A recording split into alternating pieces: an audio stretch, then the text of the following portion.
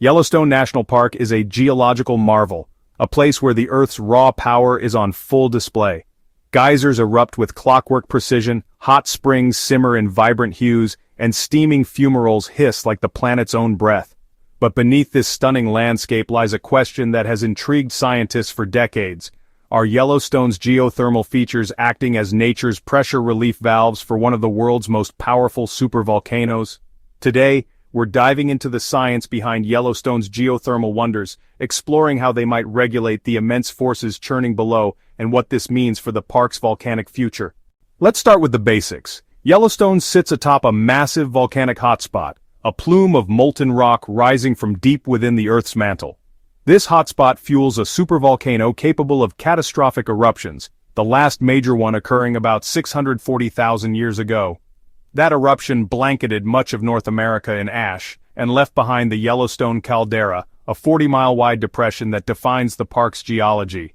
The heat from this hotspot doesn't just sit there, it drives the park's iconic geothermal features, geysers like Old Faithful, bubbling mud pots, and colorful hot springs like Grand Prismatic. But how do these features work, and could they really be keeping the volcano in check? To understand this, we need to look at the plumbing system beneath Yellowstone. Picture a vast network of underground chambers and fractures filled with magma, water, and gases.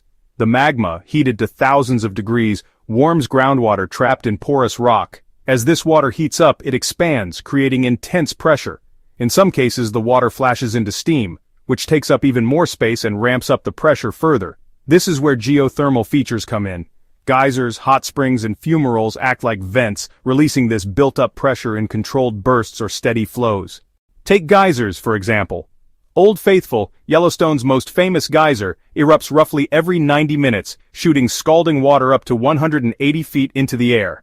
This happens because water in a narrow underground channel heats to the boiling point but can't escape until the pressure builds enough to overcome the weight of the water above it. When it finally does, the result is a spectacular eruption. Hot springs, on the other hand, are more like slow leaks. Water heated deep underground rises to the surface, cooling as it flows into vibrant pools. Fumaroles, meanwhile, release steam and volcanic gases directly, like the earth exhaling. Mud pots add a quirky twist, with acidic water mixing with clay to create bubbling, goopy cauldrons. So, could these features be acting as pressure relief valves, preventing a catastrophic eruption?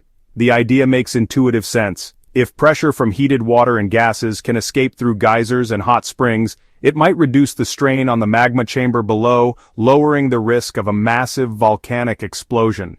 Scientists have long studied this hypothesis, and there's evidence to support it. For instance, the consistent activity of Yellowstone's geothermal features suggests they're effectively venting heat and pressure. If this system were blocked, pressure could build up, potentially leading to more explosive activity. But it's not that simple. Yellowstone's magma chamber is enormous, holding enough molten rock to fill the Grand Canyon several times over. The amount of pressure released by geysers and hot springs is tiny compared to the forces at play in a supervolcanic eruption.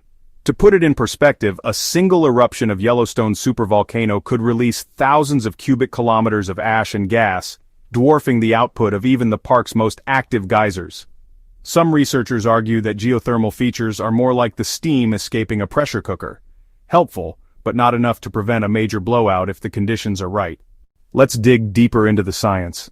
Studies of Yellowstone's geothermal activity show that the park releases about 5,000 megawatts of heat annually, much of it through its geothermal features. That's enough to power a small city, but it's still a fraction of the energy stored in the magma chamber. Geologists use tools like seismic imaging and GPS to monitor the caldera, tracking ground deformation and earthquake activity. These measurements show that the ground in Yellowstone rises and falls by a few centimeters each year, a sign of pressure changes in the magma chamber. Yet, there's no clear correlation between this movement and the activity of geysers or hot springs, suggesting their role as pressure relief valves might be limited. Another clue comes from studying other volcanic systems.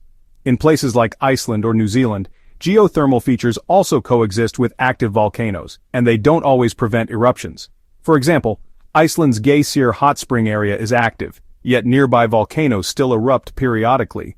This tells us that while geothermal features can release some pressure, they don't fundamentally alter the deeper volcanic processes driven by magma movement.